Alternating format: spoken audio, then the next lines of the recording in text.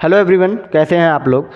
तो आज हम शुरू करने वाले हैं आपका अर्थमेटिक प्रोग्रेशन यानी AP arithmetic progression. AP, GP और एचपी ये तीनों चीज़ें कवर करेंगे और उसी में जो लास्ट होगा वो आपका सीरीज वाले जो क्वेश्चंस हो गए उनको कैसे सॉल्व करना वो देखेंगे। ठीक है, तो हमें क्या क्या पढ़ना है, हमें पढ़ना है जो एपी है वो पढ़ना है, इसके बाद हमें पढ़ना है जीपी और इसके बाद पढ़ना है एचपी। एपी का मतलब क्या है? Arithmetic progression. Arithmetic progression, arithmetic progression Hindi में बोलेंगे समांतर श्रेणी। हिंदी में बोलेंगे समांतर श्रेणी। ठीक है, एपी का क्या मतलब है? आप बोलेंगे सर अर्थमेटिक प्रोग्रेशन, हिंदी में समांतर श्रेणी। और जीपी का क्या मतलब है? सर जीपी का जो मतलब है वो है जियोमेट्रिक प्रोग्रेशन। Geometric progression. ठीक ठीक है, इसको हिंदी में बोलेंगे गुणोत्तर श्रेणी। क्या बोलेंगे? हिंदी में गुणोत्तर श्रेणी। और एचपी का क्या मतलब है? Sir harmonic progression. Harmonic progression, progression हरोत्तर श्रेणी। क्या? एचपी का क्या मतलब है? हार्मोनिक प्रोग्रेशन यानी हरोत्तर श्रेणी। ठीक है, तो सबसे पहला जो हम पढ़ेंगे वो है आपका एपी यानी अर्थमेटिक प्रोग्रेशन। ठीक, तो चलिए इसको देखते हैं। आपका अर्थमेटिक प्रोग्रेशन, शॉर्ट में हम इसे एपी बोलेंगे। क्या? शॉर्ट में हम इसे एपी बोलेंगे।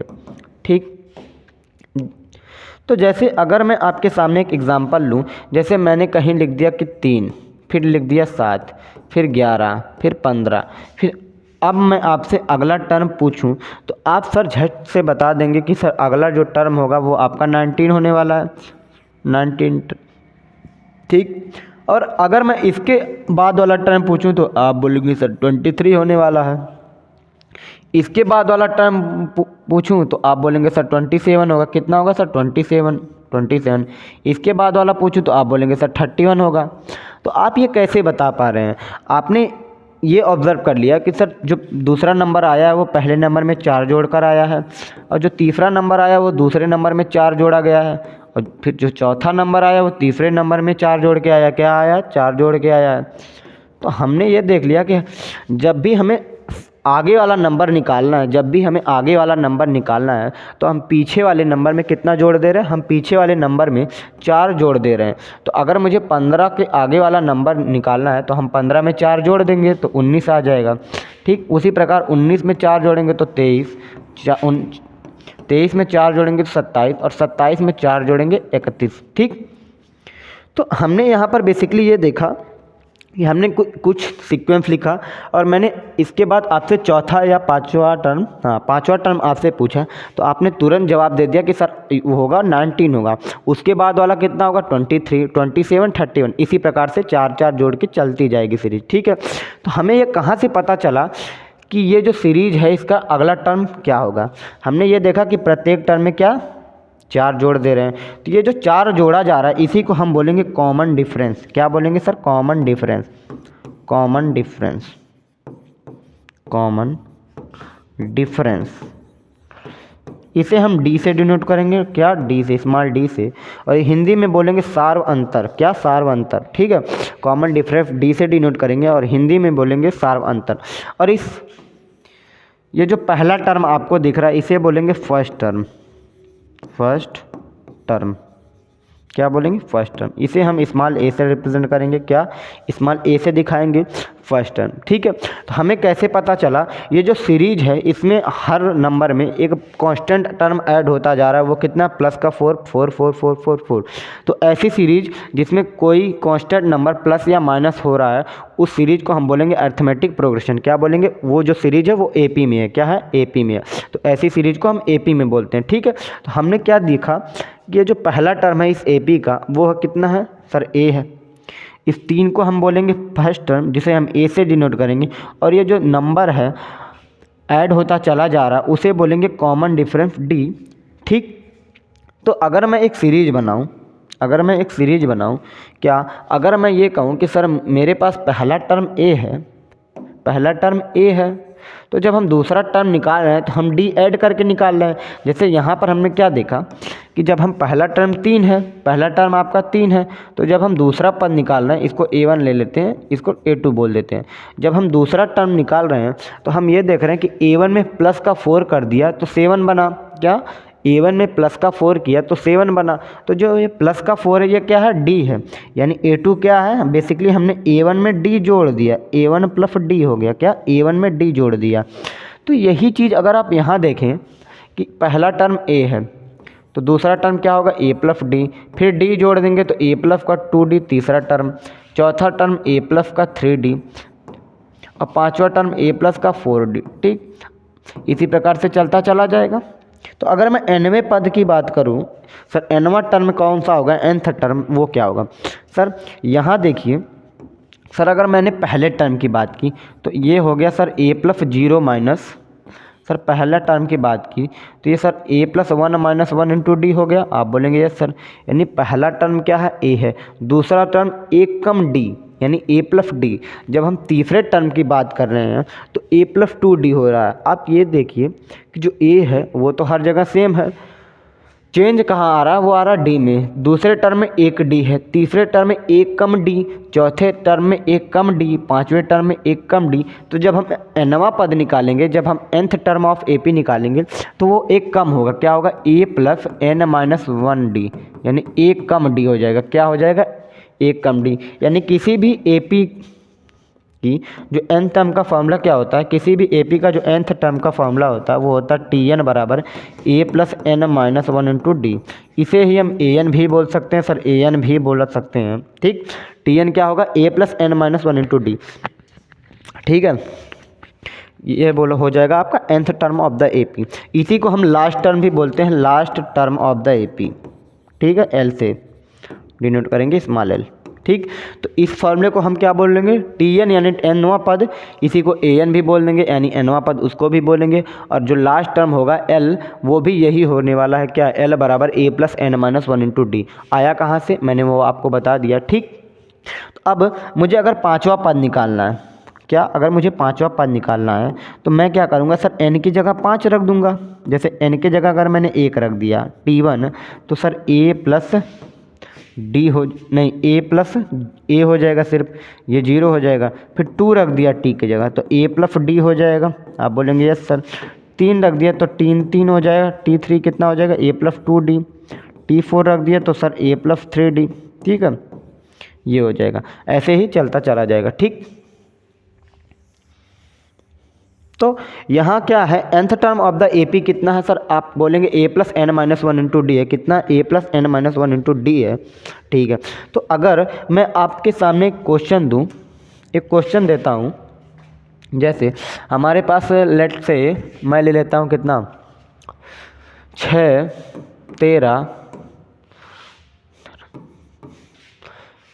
Dot dot dot dot dot का मैं ले लेता हूँ 21वां 21वां पद, यानी 21th टर्म आपको ज्ञात करना, 21th टर्म ज्ञात करना। 21 टर्म क्या होगा, 21th टर्म, ये एक सीरीज सीक्वेंस दिया गया है, यानी एक AP है। 6 13 20 डॉट डॉट डॉट का 21वां टर्म ज्ञात करना। तो इस AP का जो पहला टर्म है आप ये देखेंगे A बराबर कितना है, 6 है। D क्या होगा सर, दूसरे टर्म में से पहला टर्म घटाएंगे यानी A2 माइनस A1 करेंगे, वो हो जाएगा 13 माइनस 6। कितना, 13 माइनस 6 किया, 7 आ गया। क्या, D आपका 7 आ गया, A आपका 6 है।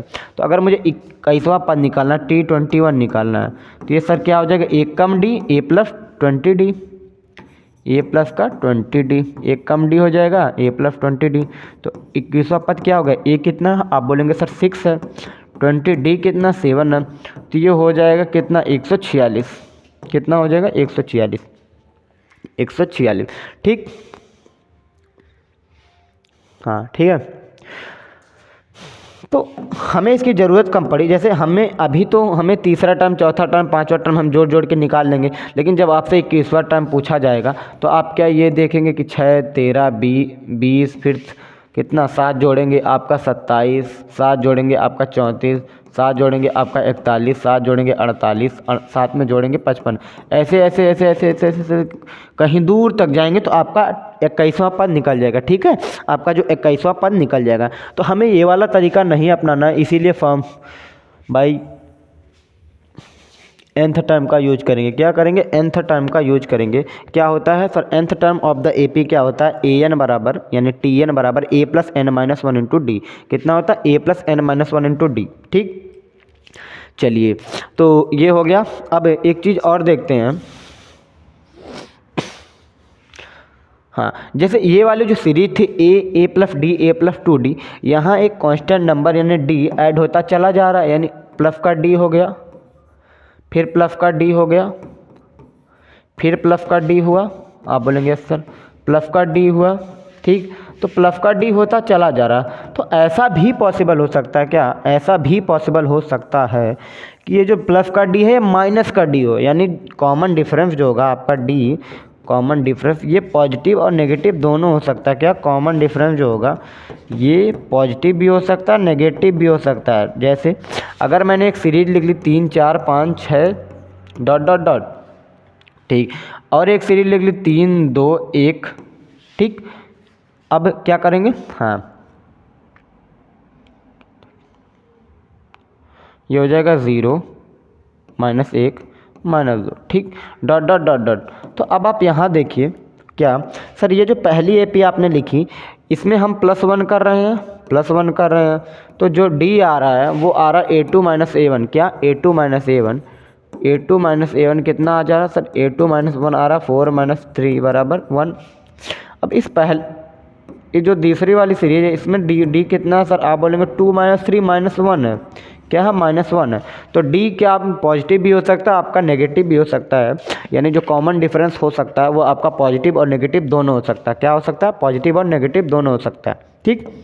तो अगर जैसे लेट सपोज क्वेश्चन में दे दी गया कि हमें 3 नंबर ऐसे मानने हैं जो एपी में हैं, या 4 नंबर ऐसे मानने हैं जो एपी में है, या 5 नंबर भी मानने हैं, तो हम क्या करेंगे। तो जैसे अगर हमें ये मान लिया, जैसे हमने 3 नंबर की बात की, 3 नंबर्स की बात की, क्या 3 नंबर्स की बात की जो एपी में, 3 नंबर्स आर इन एपी, ठीक है। तो मैं ये कहूँगा अगर मैं 3 नंबर एपी में मानता हूँ, तो अगर मैं पहला नंबर ए मान लेता हूँ तो दूसरा नंबर a + d होगा, तीसरा नंबर प्लस का 2d होगा, ठीक। तो जब हम इनका सम करेंगे तो कुछ इनका जो सम करेंगे, जैसे हाँ एक क्वेश्चन दे दिया कि 3 नंबर एपी में है, इनका जो सम है वो कितना है, 27 है, इनका जो सम है वो 27, और इनका जो प्रोडक्ट है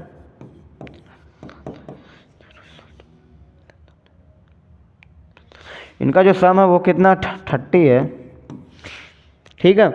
और हाँ, और इनका जो प्रोडक्ट है वो कितना 910 है, कितना है, प्रोडक्ट 910 है।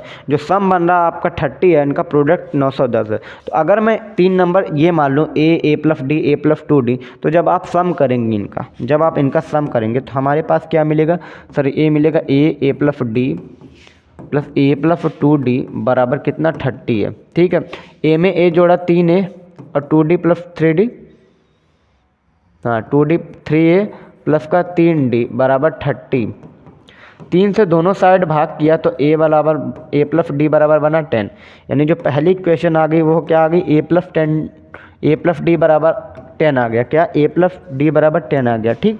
अब यहाँ प्रोडक्ट कितना दिया है, 910 दिया, तो जब हम प्रोडक्ट करेंगे यानी a × a + d, क्या sir a × a + d, a × a + d × a + का 2d 910 है, ठीक।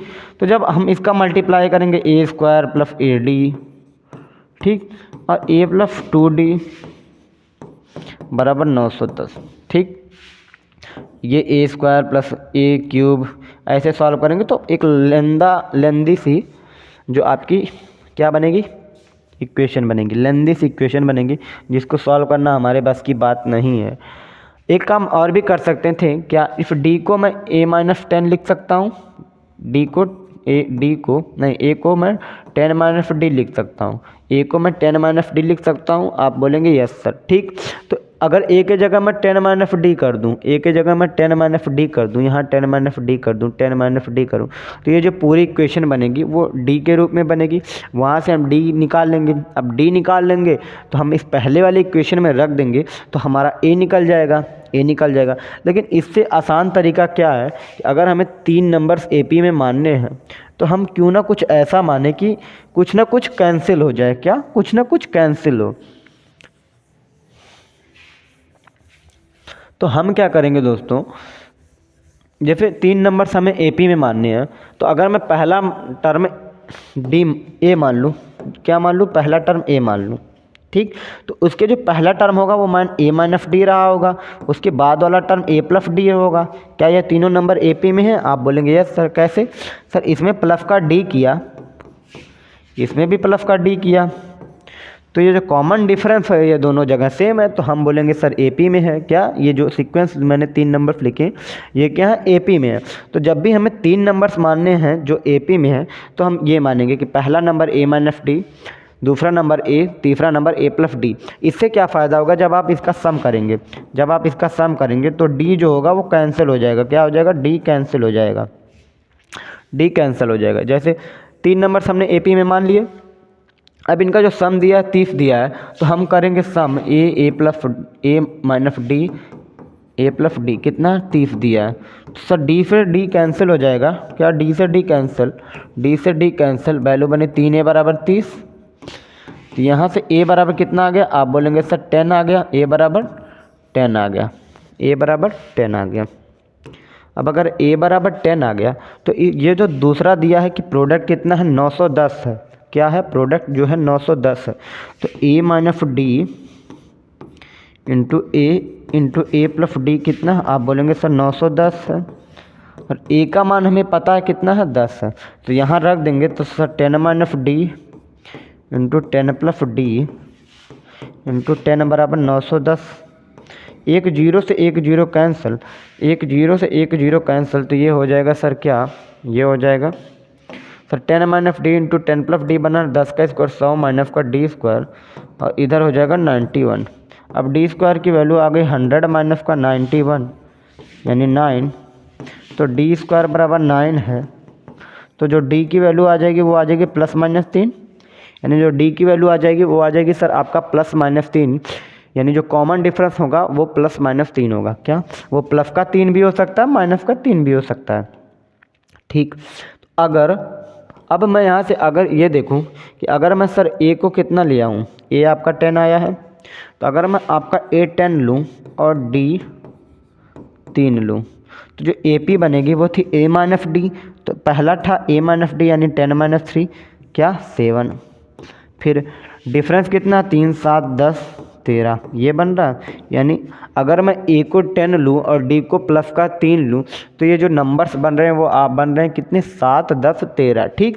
तो ये तो हो गया ए बराबर 10 डी बराबर 3 लेने पे। तो अगर मैं ए बराबर 10 लूँ और डी बराबर माइनस का 3 ले लूँ, ठीक, तो नंबर क्या बनेगा? सर ए माइनस डी करेंगे तो पहला क्या? 10 माइनस 3, तो 10 3 13 हो जाएगा। फिर इधर 10 आएगा, इधर 7 आएगा, ठीक।